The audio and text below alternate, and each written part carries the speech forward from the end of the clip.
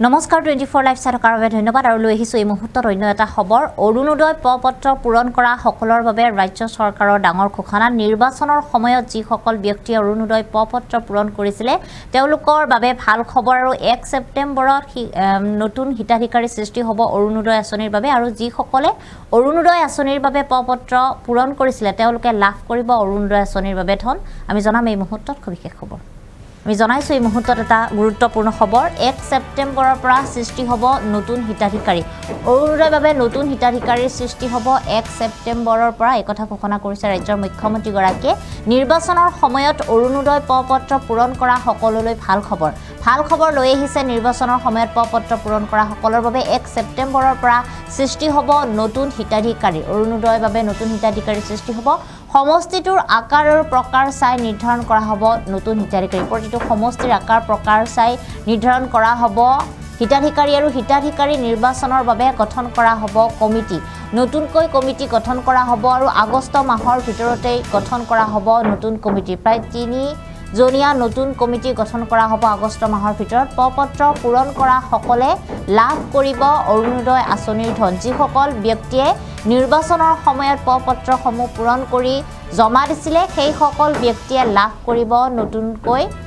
অৰুণোদয় আঁচনিৰ ধন আৰু ইয়াৰ পূৰ্বৰ যিসকল অৰুণোদয় হিতাধিকাৰী আছিল তেওঁলোকেও লাভ কৰিব কিন্তু এইবাৰ হিতাধিকাৰী সকলৰ ক্ষেত্ৰত আহিব কিছু নতুন নিয়ম এইবাৰ প্ৰতিটো সমষ্টিৰে আকাৰ প্ৰকাৰ চাই নতুনকৈ হিতাধিকাৰীৰ সৃষ্টি কৰা হ'ব আৰু নতুন হিতাধিকাৰীৰ ক্ষেত্ৰত কাৰোবাৰ ঘৰত যদি চাকৰি আছে বা কাৰোবাৰ ঘৰত গাড়ী থকাৰ কথা উল্লেখ কৰিছে সেই সকল ব্যক্তিয়ে হয়তো নাপাব পাৰে নতুনকৈ হিতাধিকাৰী আঁচনিত অন্তৰ্ভুক্ত নহ'ব পাৰে তেওঁলোকে অৰুণোদয় আঁচনিৰ ধন লাভ নকৰিব পাৰে বুলি উল্লেখ কৰিছে ৰাজ্যৰ মুখ্যমন্ত্ৰী গৰাকী আৰু ইয়াৰ লগতে তেওঁ কৈছে যে হিতাধিকাৰী নিৰ্বাচনৰ সময়ত নতুন কমিটি গঠন কৰা হ'ব 3 জনীয়া এখন কমিটি গঠন হ'ব আৰু 3 জনীয়া এই কমিটিয়ে নতুন যিসকল হিতাধিকাৰী সৃষ্টি হ'ব সেই সকল হিতাধিকাৰী তেওঁলোকে নাম অন্তৰ্ভুক্ত কৰিব আৰু পত্ৰ যিসকলে পূৰণ কৰিছিলে সেই সকলে লাভ কৰিব অৰুণোদয় আঁচনিৰ ধন আৰু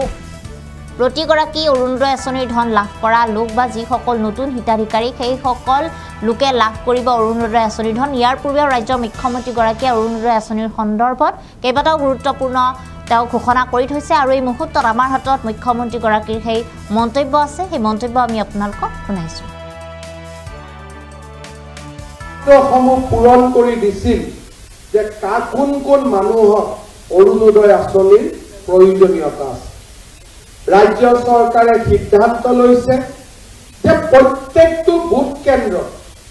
আমি এখন 3 জনীয়া কমিটি গঠন কৰিম গাৰ্জেন মন্ত্ৰীসকলে একোখনকৈ 3 জনীয়া কমিটি অহা 15 দিনৰ ভিতৰত গঠন কৰি দিব সিলেকশন বুথত হ'ব প্ৰত্যেকটো বুথৰ বিপৰীতে অৰুণোদয় হিতাধিকাৰী নিৰ্বাচন হ'ব আৰু এই নিৰ্বাচনৰ প্ৰক্ৰিয়াটোক গতি দিবলৈ পঞ্চায়ত যেহেতু বৰ্তমান নাই আমি 3 জনীয়া কমিটি এখন চৰকাৰে ঘোষণা কৰি দিম মই অনুৰোধ কৰিম আমাৰ গাৰ্জেন মন্ত্ৰীসকলক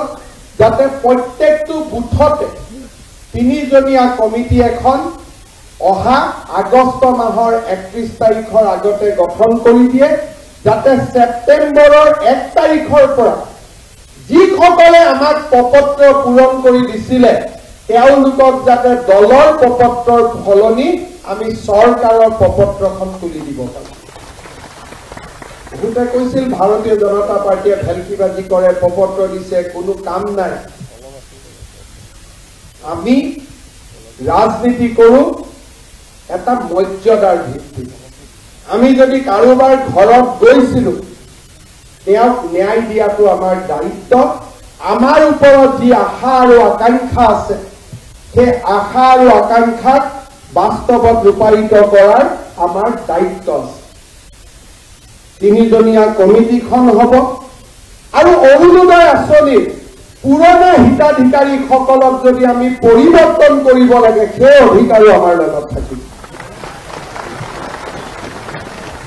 পুৰণাকো আমি পৰিৱৰ্তন কৰিব পাৰিম আমি নতুনকো দিব পাৰিম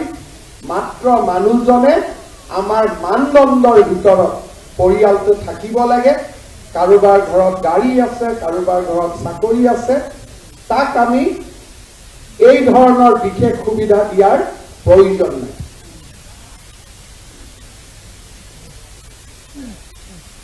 অৰুণোদয় আঁচনি প্ৰত্যেকটো সমষ্টিটোৰ আকাৰ আৰু প্ৰকাৰ চাই